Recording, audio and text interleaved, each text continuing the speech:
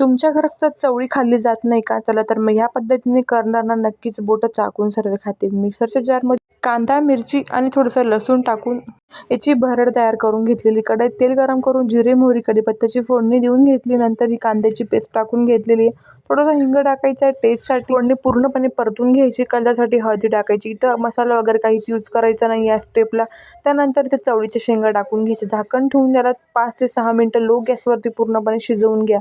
शेंगा पूर्णपणे तेलामध्ये नरम झाल्यावरती आवडीनुसार तुमच्याकडे जे असतील रेग्युलरचे मसाले टाकून घ्यायचे. छान परतून घ्यायचे. 1 टोमॅटो बारीक कापून ओतून घेतलं. त्याच्यामुळे ग्रेव्ही खूप छान बनते. त्यानंतर 2 छोटे बटाटे घेतले होते मी कच्चेच घेतलेले. वरचे साल काढून त्याला असे फ्रेंच फ्राईज बनवतात त्या पद्धतीने त्याला उभे काप करून घ्यायचे.